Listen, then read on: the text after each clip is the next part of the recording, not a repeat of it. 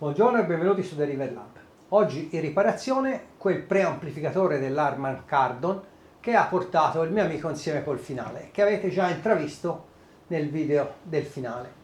Va anche quello rimesso a punto perché è vecchio e come al solito, come le persone, come me, ogni tanto ho bisogno di una messa a punto.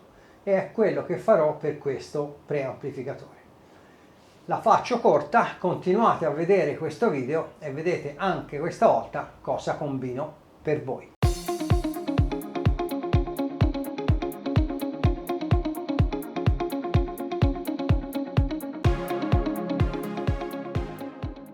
Allora, avete visto la riparazione del finale di potenza, sempre della stessa serie, dell'Harman Kardon, e ora il mio amico insieme mi ha portato anche questo apparecchio qui, che io direi, diciamo, va aperto per vedere come è fatto dentro. Esteticamente è in buono stato, a parte qualche scritta, come vedete qui, cioè in giro qualche scritta cancellata. Però, diciamo, io comincerei a levare diverse viti e poi lo apriamo, lo guardiamo come è fatto dentro. Intanto qui vedete ci sono tutti i commutatori, bilanciamento, volume, c'è anche un piccolo equalizzatore e sembra veramente un apparecchio di qualità.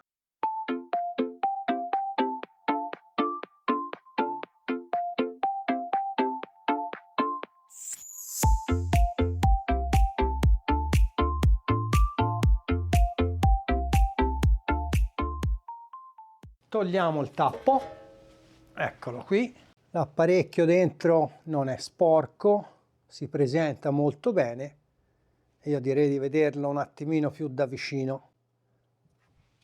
Là sul fondo c'è il retro di tutti i connettori di ingresso e di uscita ovviamente. Questi due potenziometri qui che vedete sono per la regolazione del livello d'uscita.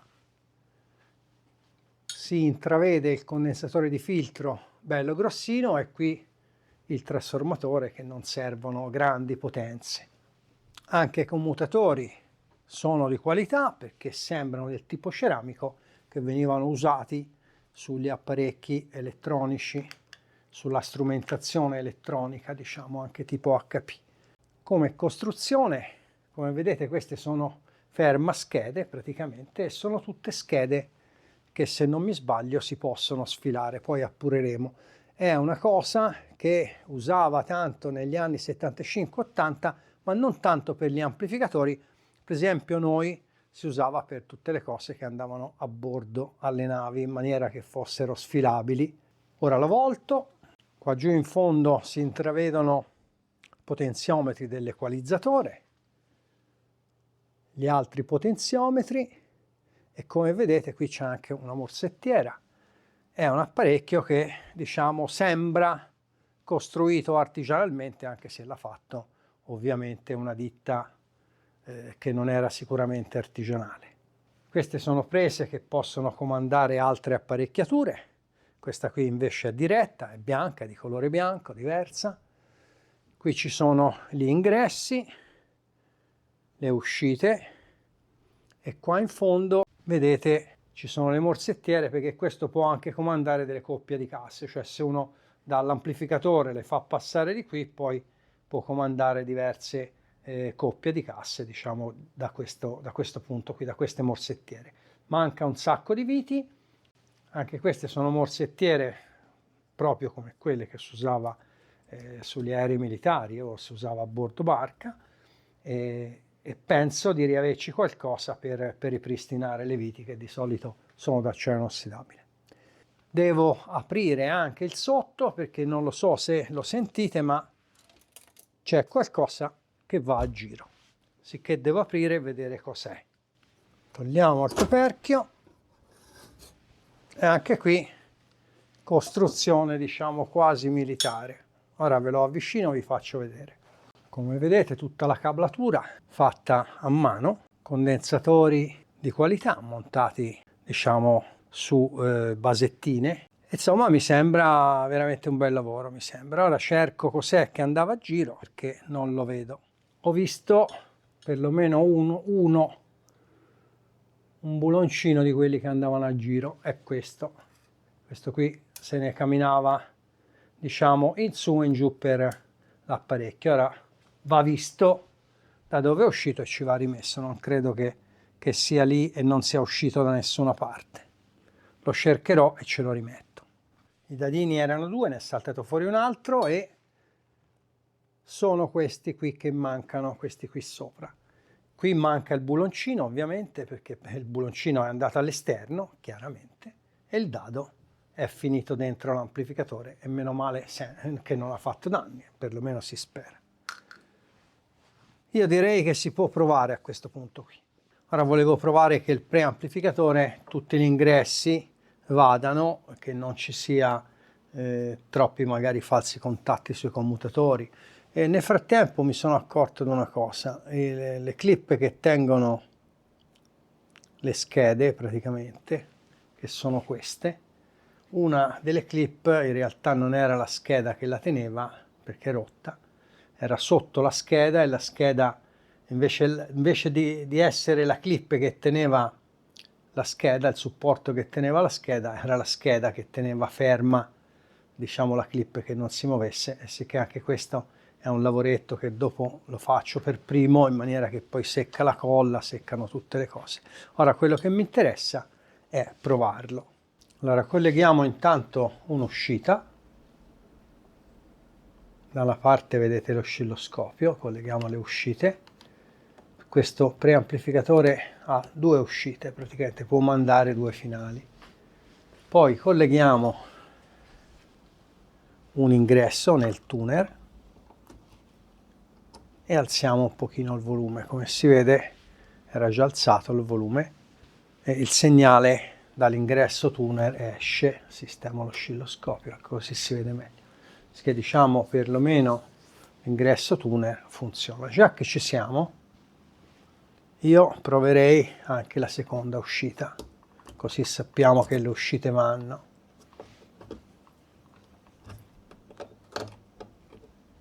E anche la seconda uscita funziona. A questo punto qui possiamo provare anche le uscite del registratore, così vediamo se vanno. E anche queste vanno, e del secondo registratore praticamente. Sono un po' duri questi contatti, che è bene che lo siano, e anche queste vanno. Sicché diciamo le uscite vanno tutte. E ora guardiamo gli ingressi. Gli ingressi, fra parentesi, se vedete, se io ruoto questi potenziometri qui, si attenuano, che serviranno poi per bilanciare l'uscita in maniera ottimale, senza usare il bilanciamento. Questo è un lavoro, la regolazione di questi va fatta in maniera, diciamo, nella prima installazione, poi vanno lasciati stare. Proviamo quell'altri ingressi. Facciamo l'ingresso AUX, ora lo commuto. E anche l'ingresso AUX va. Facciamo l'ingresso AUX 2, lo commuto, e anche l'ingresso AUX 2 funziona. Poi sotto abbiamo l'uscita del registratore, quella che andrebbe messa nelle boccole per registrare. Vediamo un po', anche questa va. E poi c'è quest'altra accanto, spero che si veda, era un pochino alto, comunque ho provato questa boccola qua, ripetiamo, avevo provato questa,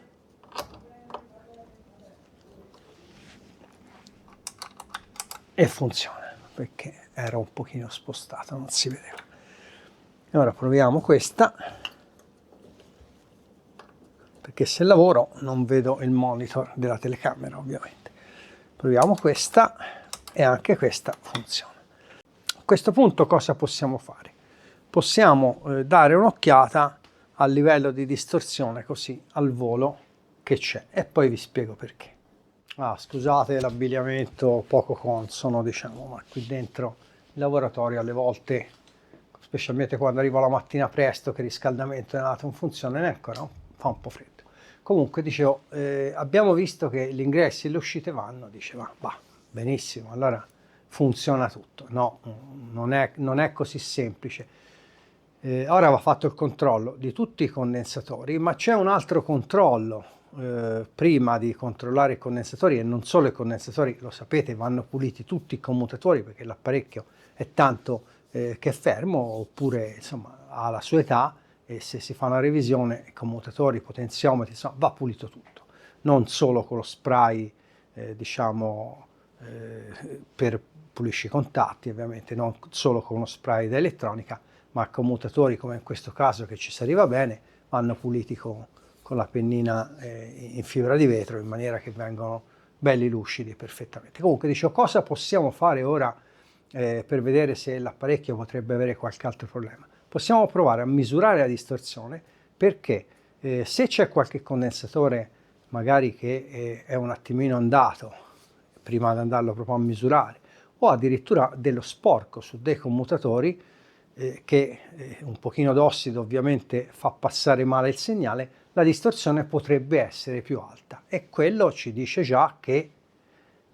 se c'è quella, che c'è già qualche cosina che non va. Se la distorsione è perfetta, procediamo alla pulizia normale e a tutte quelle cose lì comunque. Comunque, guardando un attimino la distorsione che esce dall'amplificatore, a meno che poi ovviamente non ci siano grossi problemi nello stadio del preamplificatore, potrebbe essere uno di quei due motivi che vi ho accennato. Guardiamola. Ecco, quella che state vedendo, questa è la distorsione in uscita da un canale. Ho preso un canale a caso, ma probabilmente sull'altro canale la situazione è analoga.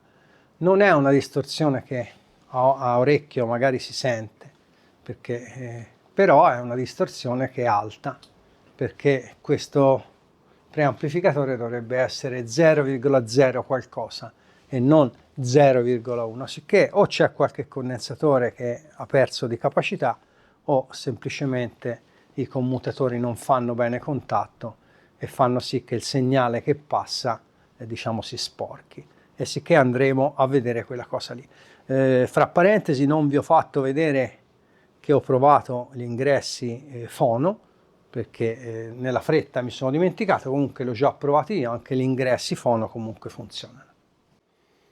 Ovviamente ho spento l'amplificatore, levo il pezzettino che è rimasto lì del supporto, se viene, perché sotto c'è un dadino, e lo incolliamo in maniera che ci rimanga. Metto la mano sotto, abbiate pazienza se si vede muovere tutto, ho due mani e è facile che copra tutto. Ecco, è venuto via.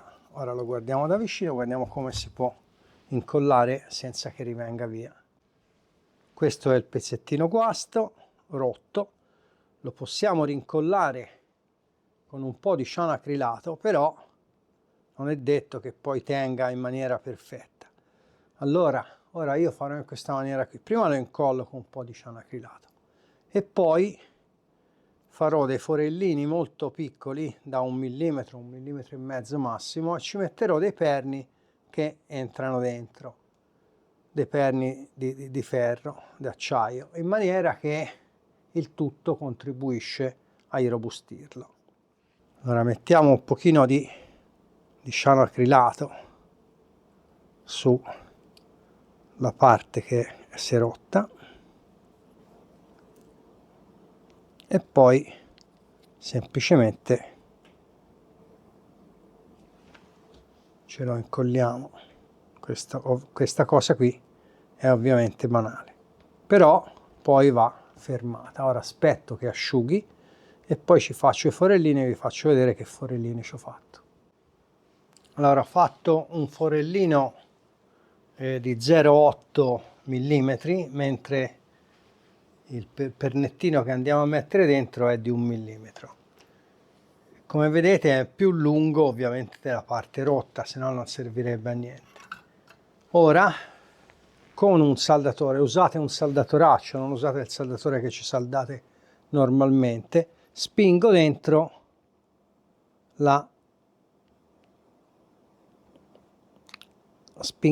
praticamente scaldandola il perno. Sto zitto un attimo perché sennò poi la sbaglio e rovino la plastica, cosa che non voglio. Ecco, quando non entra più, il pezzettino che rimane fuori uno lo taglia e lo pareggia con un po' di carta vetro. La stessa cosa uno fa con l'altro pezzo.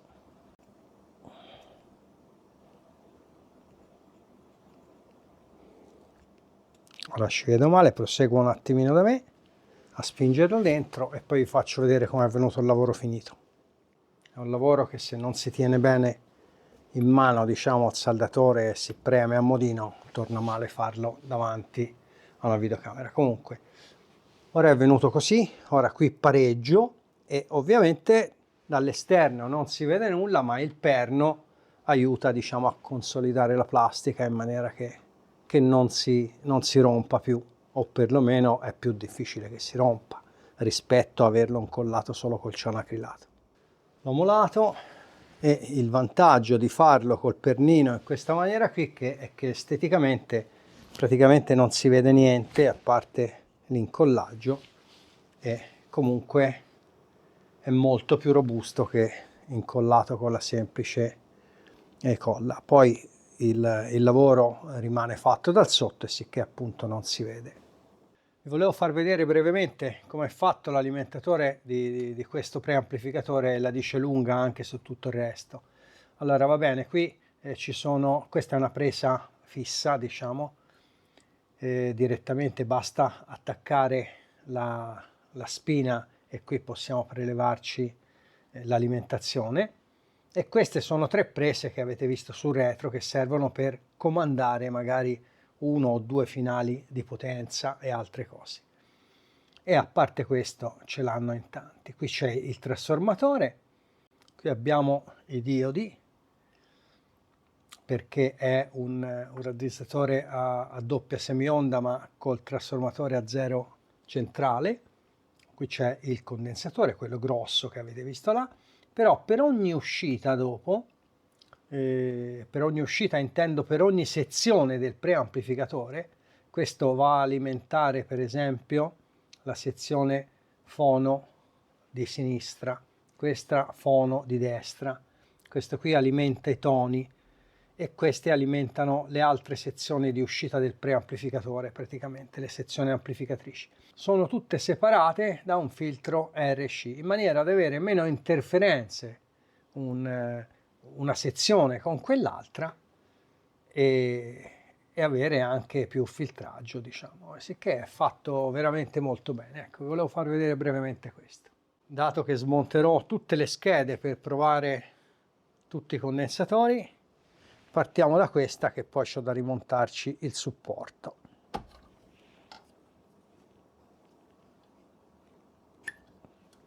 Poi ovviamente smonto anche le altre, ve ne farò vedere un paio che ci faccio le prove e le altre lo faccio da solo, se no diventa una cosa estremamente noiosa.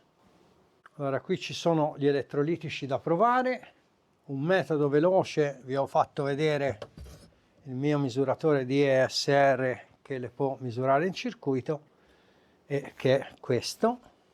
Il misuratore è questo, c'è un video apposito, vi metto il link e con questo si possono misurare in circuito. Vi faccio vedere velocemente, è molto veloce la cosa perché praticamente se il condensatore è buono bisogna che vada sempre sul verde, che è l'ultimo punto dopo il 3.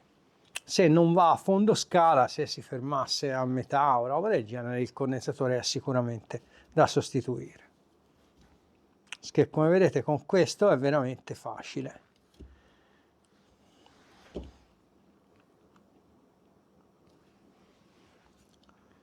Lo stesso gli altri che sono qui. È facile andarli, allora tocco male, andarli a misurare.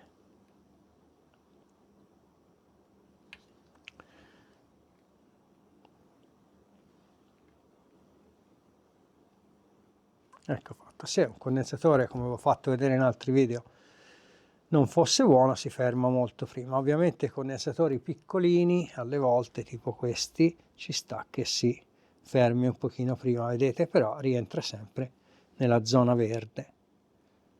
Vediamo se trovo l'altro. Eccolo qua.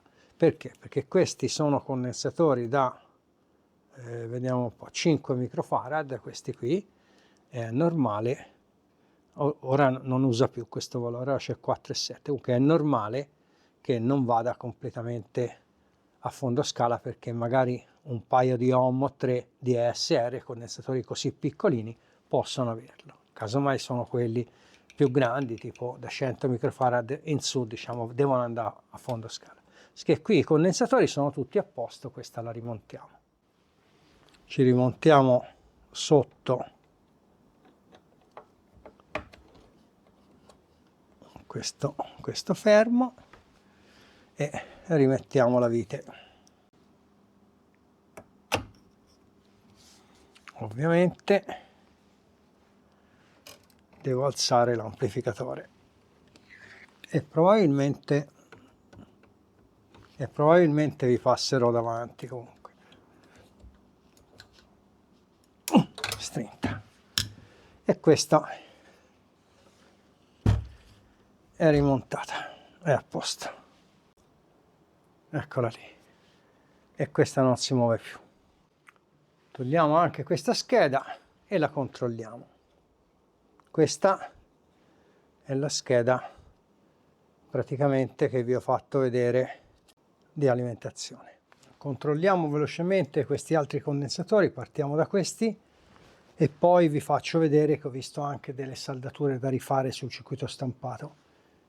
Il misuratore di ESR lo vedete perché non è inquadrato benissimo, ma che la lancetta va in fondo si dovrebbe vedere. Allora, iniziamo con questi condensatori qui.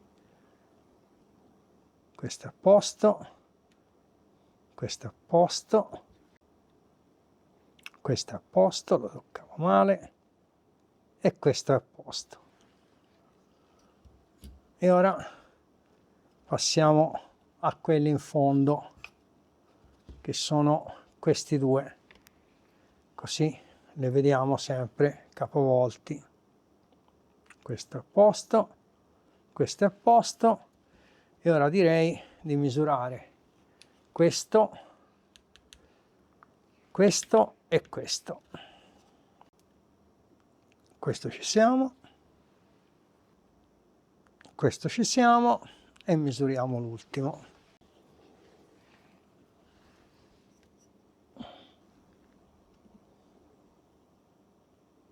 Qui, no, qui non ci siamo, sono circa 6 ohm di ESR. Inverto anche i puntali, non ci siamo. Allora, questo va cambiato e ora andiamo a misurare anche questo e questo, che sono gli ultimi rimasti.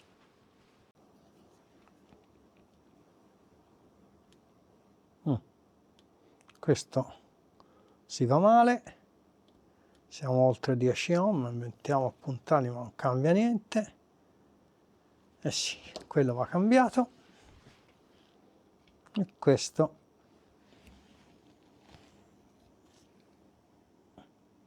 no, questo è buono, questo è buono. Allora vanno cambiati questo e questo qui, sicuramente. Come vi ho accennato altre volte, prima di andare a dissaldare, se rinviviamo un pochino le saldature, dopo con la dissaldatrice lavoreremo meglio.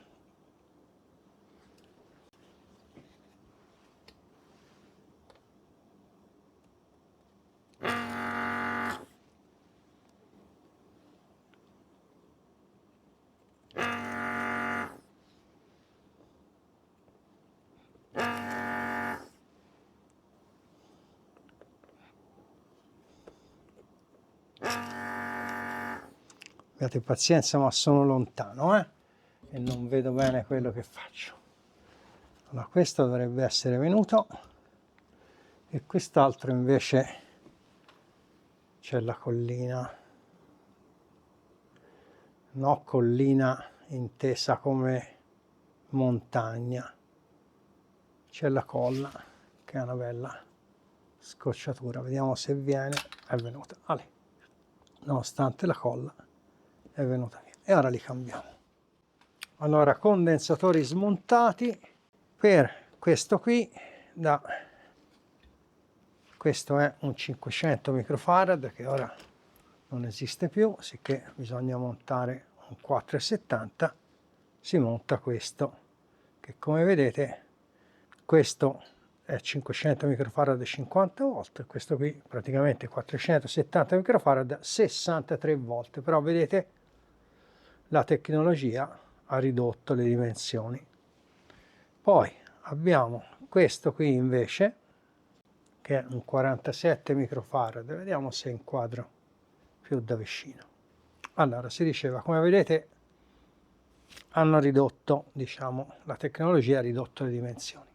Questo è addirittura a tensione più alta. Comunque, questo qui, 47 microfarad, sempre 63 volt, scritto da qualche parte, eccolo qui. Ora, teoricamente, questo sarebbe un 47 microfarad da 63 volt, però montarlo su quella scheda lì, anche se ci si può montare, è ridicolo. Allora io ci monterei questo qui, che è sempre un 47 microfarad, 100 volt, perlomeno è nella stessa forma di quell'altro e si fa, diciamo, come si dice, dà meno nell'occhio. Allora questo via e andiamo a montare questi. Montiamo il primo.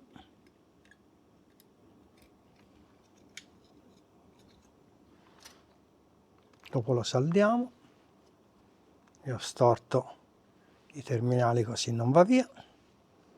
E montiamo il secondo, che è questo. Montiamo questo, il più è da quella parte lì e è segnato. È più piccolo, ma nell'insieme è sempre della stessa forma, non ci sfigura. E ora lo saldiamo.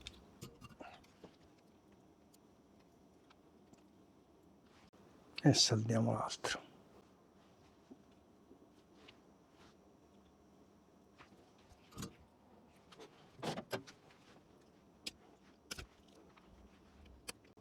I terminali buttateli via, perché se vi rimangono sotto una scheda fate dei danni, le raccattate subito e le tirate via. Rimonto la scheda e poi fisso da me questo, perché c'ho da capovolgere un amplificatore e ovviamente se no non vedete nulla lo stesso. La scheda è rimontata, ora io mi dedico alle altre schede, ovviamente questa volta lo faccio da solo perché sono un pochino più noiose da smontare e poi perché insomma qual è il procedimento l'avete visto, quello che mi premeva è spiegarvi il procedimento. Ho controllato praticamente tutto, non c'è altri inghippi. Quello che vi voglio far vedere è questa e la sua gemella dietro, sono le schede preamplificatore dell'ingresso magnetico e vedete sono bene schermate tutte e due. Sicché la costruzione, come dico, in questo amplificatore non lascia nulla al caso, in questo preamplificatore anzi non lascia veramente nulla al caso. Rimonto questa schedina qui e poi rimane da controllare il condensatore grosso. Ho rimesso al suo posto la scheda e come vedete, oltre allo schermo che c'è già, c'è un altro schermo, in maniera che non si lascia nulla al caso. Bravi, bravissimi.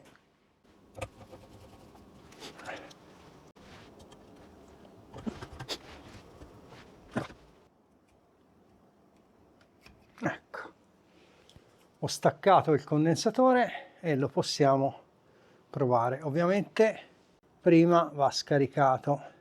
Ora sono sicuro che è scarico perché è un po' che è spento. Comunque sia, se facciamo, di solito ci vuole la penna scarica condensatori, però so che è scarico, per sicurezza comunque lo ponticelliamo dopo che l'abbiamo scaricato, ovviamente, così siamo tranquilli che il condensatore è scarico, non ci danneggia il ponte. Ora collego il ponte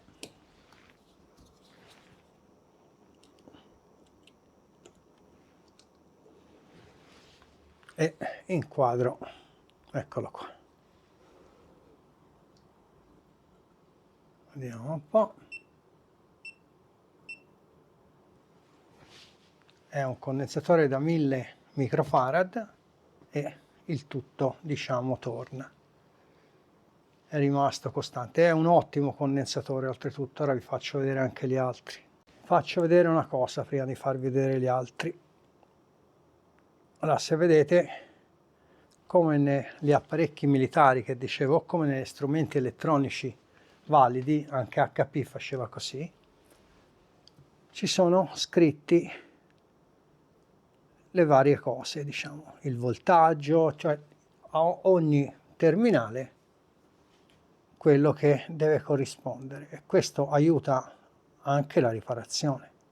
Vi dicevo dei condensatori che sono di qualità, ora vi faccio vedere questi. Vediamo se si riesce a leggere la marca. Ora provo anche questi, comunque, come vedete, sono Mallori, ora si legge al contrario. Comunque, questa è una marca che ovviamente non c'è nulla da dire, sicché tutti i componenti di ottima qualità. Misuro questi due condensatori e poi siamo a posto. Questi, per come sono messi nel circuito, si possono misurare anche sul posto.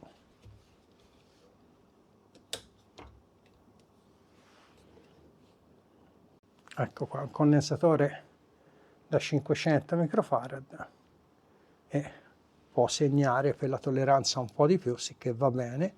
Stessa cosa l'altro.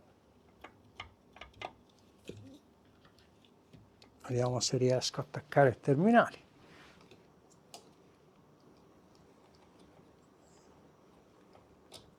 Dovrei averlo attaccato, e anche questo da misure più o meno analoghe, sicché anche questi condensatori sono buoni. Avevamo solo quei condensatori laggiù che abbiamo trovato. Rimontiamo questo terminale, se trovo il buco, e lo saldiamo.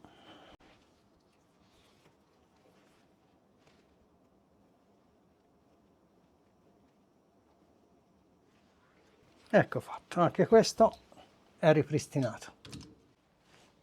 Ora pulisco questi commutatori, che sono tutti praticamente aperti, sicché torna bene, ceramici tutti aperti. Oltretutto tutti i contatti sono argentati, sicché basta una piccola pulizia, e lo faccio con la penna in fibra di vetro. Ovviamente per farlo devo andarci vicino e vi faccio solo vedere l'esempio su uno. Praticamente dove ci sono i contatti striscianti, con la penna in fibra vanno puliti bene. Alcuni che erano neri, abbiamo visto, sono diventati belli puliti. Questi sono già abbastanza puliti di suo. Comunque ora mi metto lì, mi metto un paio di lenti per vedere da vicino, vado vicino, li pulisco tutti, e il sistema è questo, e lo dovete fare ovviamente per tutti i commutatori che trovate. Una volta che avete fatto una bella pulizia, ci mettete un po' di carta dietro per non imbrescare tutto, si dice in toscano, e poi con un disossidante da componenti elettronici, non il W40 e quelle cose lì, sicché un disossidante apposta che le protegge anche, proprio un goccino, una goccia sui contatti, perché non serve pulirli, l'abbiamo puliti con la fibra, con la penna in fibra, e praticamente una goccina che vada sui contatti in maniera che dopo scorrono bene. e lo fate ovviamente anche qui per tutti. Vi ricordo la carta dietro perché se no fate un casino. Comunque non ce lo spruzzate, toccate a malapena l'ugello che esca una goccia di prodotto e basta. Stessa cosa per i potenziometri, prodotto apposta, ci sono apposta dei prodotti, ve lo fate anche vedere, per i potenziometri, e uno spruzzino, ma non tanto perché alcune spruzzano un sacco, deve essere proprio minimo. C'era scritto una volta su un prodotto elettronico usarne poco perché poco significa già molto, sicché proprio una goccina, deve pulirlo, lubrificare, non bisogna fare come quelli che poi troviamo l'amplificatore tutto impastato da tutte le parti. Basta una goccia perché di più non serve, poi si sparge da sé dentro. Poi andiamo a ruotare il potenziometro, dov'è? Eccolo qua. Poi andiamo a ruotare il potenziometro più volte fino a che non lo sentiamo che diventa magari un pochino morbido. Però basta, ripeto, una goccia per pulirle, specialmente come in questo caso se non c'erano grossi gracchi, diciamo, da parte del potenziometro. È inutile affogarli di prodotto. Un'altra cosa da fare, il selettore dello speaker, vedete, prima di arrivare faceva questo gioco qui, lì per lì ho detto ma se è allentata la manopola sarà un casino, e invece fortunatamente non lo è. Fortunatamente è questa ghiera qui che probabilmente sono allentate le vitine. Ora provo a stringerle. E invece le cose semplici sono una scocciatura. Vedete, questa si stringe bene, mentre questa è spanata, la brugola, e sicché non si stringe. Giro a vuoto, non si stringe. Ora provo a vedere se esce con un'altra cosa. Vediamo. Sì, sembra che esca, e la cambio, ce l'ho, tanto queste brugoline qui non ce l'ho fatte a brugola, ce l'ho fatte torque, ma insomma vanno bene lo stesso. Ne prendo una e la rimetto. Ecco qua, la rimetto, questa è torque, sicché la possiamo stringere con questo direttamente. Vediamo un po'.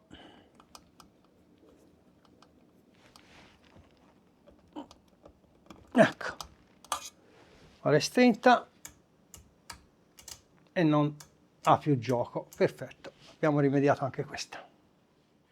Prima di passare alle misure, io darei una leggera pulita al dietro dell'amplificatore e mi concentrerei su queste prese qui, su queste uscite degli altoparlanti, che mancano sia le viti di fissaggio, che sono queste due, sia diverse viti.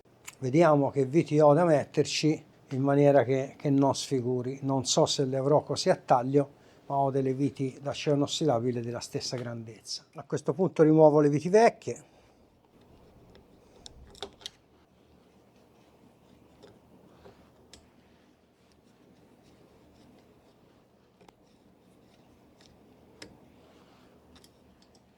E passo a inserire le viti nuove. E dopo metto anche le viti di fissaggio, perché come vedete questi si muovono. Ecco fatto, le vitine sono state rimesse, anche le viti di fissaggio, e così anche questa è fatta. Ora lo rimonto perché per provarlo è conveniente che sia tutto chiuso. Proviamo i toni, come vedete qua va bene, stanno lavorando. E ora quello dei bassi. Oh. No, qui c'è un problema. C'è un problema sull'equalizzatore. No, era già chiuso. Vabbè, lo riapro e guardiamo quello che succede. Allora, tra parentesi, un'errata corrige, quelle che io ho visto e che pensavo erroneamente, perché erano tutti belli schermati, che fosse il preamplificatore dell'ingresso fono, invece è tutta la parte dei controlli di tono. Io non avevo visto dal sotto, lì per lì, quando ve l'ho fatti vedere, e regola qualcosa. Vediamo un attimino questa uscita qui. Ora vi inquadro l'oscilloscopio, ve lo inquadro così al volo, tanto per farvi vedere al volo. Allora, questa qui, se io muovo il potenziometro dei bassi, diciamo, funziona. È quello su 60 Hz. E la stessa cosa gli altri, ovviamente. Se io lo sposto sull'altra uscita dell'altro modulo, e vi rinquadro l'oscilloscopio così al volo, tanto per farvi capire, se io muovo il controllo dopo quello dei bassi, funziona, si muove. Se io ora sto muovendo il controllo invece dei bassi, da questa parte qui non funziona. Bisogna capire a questo punto se è il potenziometro, che una sezione del potenziometro è completamente andata, o se è il modulo.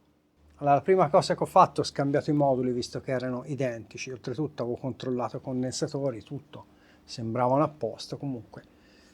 Però, come vedete, il problema rimane lo stesso, sicché anche con i moduli scambiati, ovviamente se fosse uno dei moduli, a questo punto prima si muoveva solo il canale sopra col discorso dei bassi, questi altri comandi fanno tutte e due, diciamo, le tracce.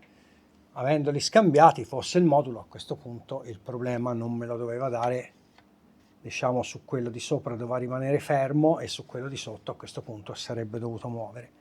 Sicché non è un problema di moduli, devo vedere cos'è. Allora, purtroppo è una sezione del potenziometro, perché vedete, ora è tutto da una parte, dalla parte che funziona ovviamente, comunque ora è tutto su. Se io vado a vedere, mi dà 2 ohm circa, e se lo sposto, mettiamolo a metà, mi sale a 4 kΩ. Vedete, a metà, circa 4 kΩ. Ora lo sposto dalla parte che sembra non funzionare. Spostato dalla parte che sembra non funzionare, a metà ovviamente mi segna qualche kΩ. Se io lo sposto e lui non si muove di lì, continua a segnare la stessa cosa, e sicché ovviamente il potenziometro non funziona. È una bella scocciatura, perché primo va trovato e secondo bisogna capire bene dove trovarlo, e va smontato completamente tutto il frontale, insomma è un lavorone. Allora, facciamo la prova del 9. Il potenziometro è spostato tutto da una parte, come vedete la parte sopra sta equalizzando, diciamo, i bassi, e la parte sotto no. Se io lo vado a toccare con una pinzetta, così ovviamente, dov'è? Se io lo vado a toccare con una pinzetta e lo cortocircuito, diciamo, e lo cortocircuito in quel punto lì che non va, ovviamente si vedrà del rumore anche, però se vedete la curva, vediamo un po' se riesco a toccarlo. Se vedete la curva, anche lui, a parte il rumore che ovviamente lo sto toccando io con le mani, comunque sta andando. E sicché è il potenziometro, e qui è, ripeto, un casotto. Allora, ho smontato tutto il frontale, ho levato il potenziometro e guardiamo se aprirlo succede qualcosa magari. Ora allento le linguette e lo apro. Lo faccio da me un attimo, perché non vorrei che mi saltino via tutti i pezzi dentro, poi ve lo faccio vedere come è fatto dentro. Questo è il potenziometro smontato, come vedete c'era già stato spruzzato roba dentro, c'è roba dentro, pezzi. Vediamo un attimino se a pulirlo tutto a modino succede qualche cosa. Prima cosa ci tolgo tutto lo sporco che c'è. Vedete, c'è parecchio sporco e parecchio tipo olio, non so cosa ci hanno dato dentro. Delle cose che magari a potenziometro sarebbe bene non dare.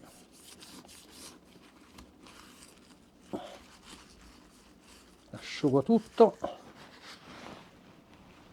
e se poi c'è il pezzo di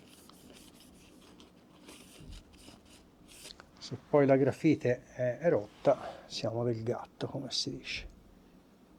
Qua c'è dello sporco, però mi sembra che fosse la parte che funzionava, non lo so. Ora tolgo anche questo e lo pulisco tutto. Lo faccio un attimino da me, abbiate pazienza perché sennò mi rimane tutto in mano. Come vedete è pieno di sporco, che ora ovviamente andrò a rimuovere da me, vedete, con alcol isopropilico, e poi vediamo se riesco a ripristinare i contatti, perché c'è uno di questi contatti qui è questo, che è fortemente ossidato. Vediamo se con la penna in fibra riesco a ripristinarlo. Ho messo il cursore dentro l'alcol isopropilico, vedete, si muove, e vediamo di pulirlo bene. Ora che l'ho tutto ripulito, l'ho rimesso insieme e non resta che bloccarlo e lo proverò, lo rimonto e vediamo se funziona.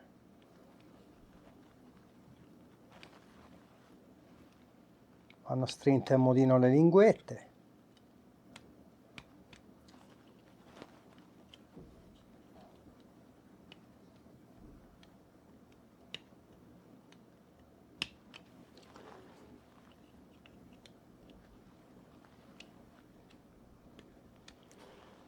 E ora si può provare. Allora, vediamo di allargare l'immagine. Vediamo un po'. Allora, prima da questa parte, diciamo, si andava da 50k fino a 0 e dall'altra parte no. E ora dovrebbe essere uguale, sicché dovrebbe funzionare perfettamente. Provo a rimontarlo. Prima di rimontarlo controlliamo se il potenziometro che ho sistemato fa quello che deve fare. Ho collegato provvisoriamente l'apparecchio, inquadro l'oscilloscopio e vediamo che ora tutti e due i canali ruotano, di tutti i cursori ovviamente. Ecco fatto. Quello in particolare che non andava prima era questo, che è stato risistemato. Ora lo rimonto, però prima di rimontarlo del tutto lo proviamo e poi prima di misurare la distorsione metto anche tutti e due i tappi. Rimetto la gomma piuma che era qui davanti e poi rimonto la mascherina. Prima di rimontare la mascherina devo mettere la lampadina, ci fa anche la rima. La lampadina è questa, va rincastrata qui dentro che non esca e cerchiamo di rimettere questo qui.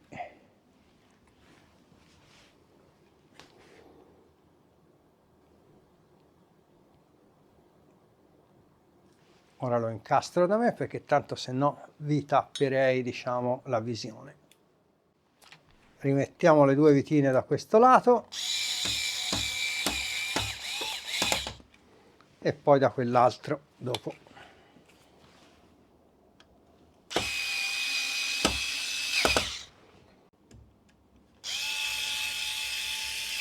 Eccoli qua.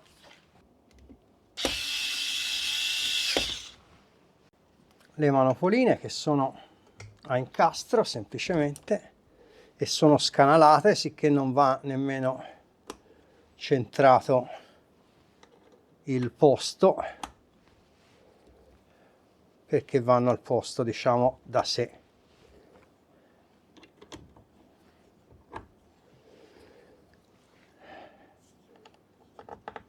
Le manopoline dei potenziometri slider.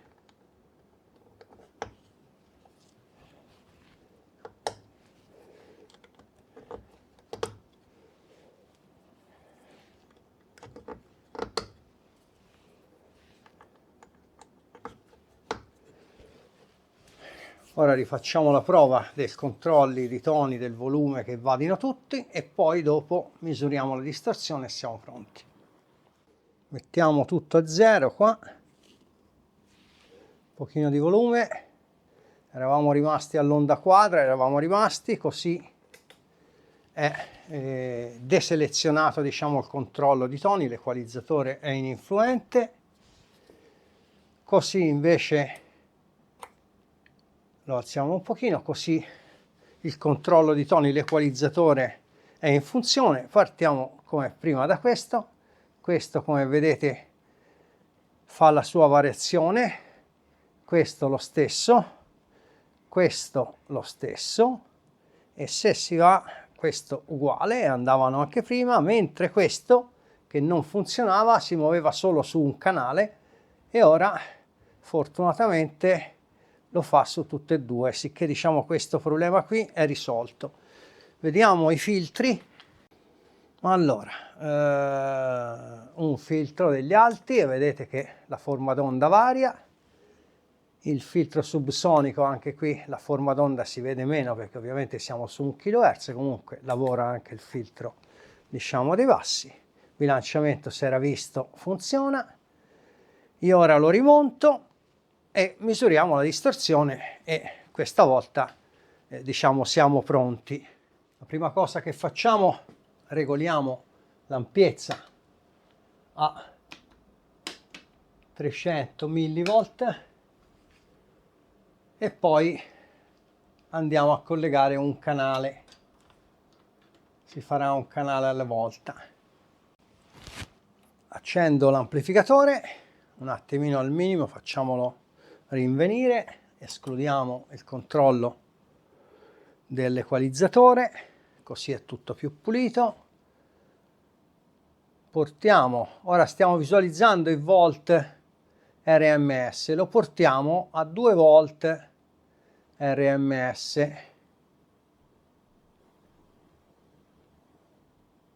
Circa, diciamo qua, ecco, siamo a più o meno 2 volt RMS. Ora vi inquadro più da vicino l'analizzatore. Allora, siamo a circa 2,2 volt, dove dicono di effettuare la misura, 2 volt, insomma 2,2 non cambia niente. Vedete qui è accesa la spia volt RMS, passo a distorsione, si accende la spia della distorsione, la percentuale, siamo a 0 perché c'è il punto davanti, 0,01, poco più, sicché si rientra ampiamente nei parametri di distorsione, anzi si superano un po' nei parametri di distorsione che dice il manuale. Passiamo all'altro canale, lo stacco, questo lo tolgo ora, ci attacco l'altro canale, vediamo se il livello di distorsione è più o meno è quello, perché vuol dire anche che l'amplificatore, anzi il preamplificatore, perché un preamplificatore è ben bilanciato su tutti e due i canali. E con questo io direi che abbiamo finito questa prova qui e possiamo finire il video qua. Allora, anche questo video è finito, il preamplificatore è stato riparato, ma ha fatto ammattire specialmente quel difetto del potenziometro, perché non me ne ero accorto prima e questo capita, come si dice, anche nelle migliori famiglie. Comunque riaperto tutto, sono riuscito a smontare il potenziometro come avete visto e a ripristinarlo senza doverlo sostituire, perché trovarne uno uguale sarebbe stato, non voglio dire un'impresa, ma perlomeno abbastanza difficile. Il preamplificatore è tornato ai fasti, agli splendenti fasti, e questo amico sarà contento che gli ho sistemato sia l'amplificatore che il preamplificatore. Sicché diciamo siamo a posto. Se vi piacciono i miei video vi ricordo di iscrivervi al canale, così il canale cresce. Chi volesse lasciare un super mi piace, un super like, lo può fare, io non è che ci rimango male. Ogni tanto qualche utente del canale mi manda dei componenti elettronici o delle cose che a lui magari non gli servono perché là in esubero, e se è roba che fa comodo al canale scrivetemi pure, io l'accetto, diciamo, volentieri. Ecco, dopo aver fatto la questua, come si dice, io vi saluto Noi ci vediamo al prossimo video che chissà cosa ci porterà. Ciao a tutti!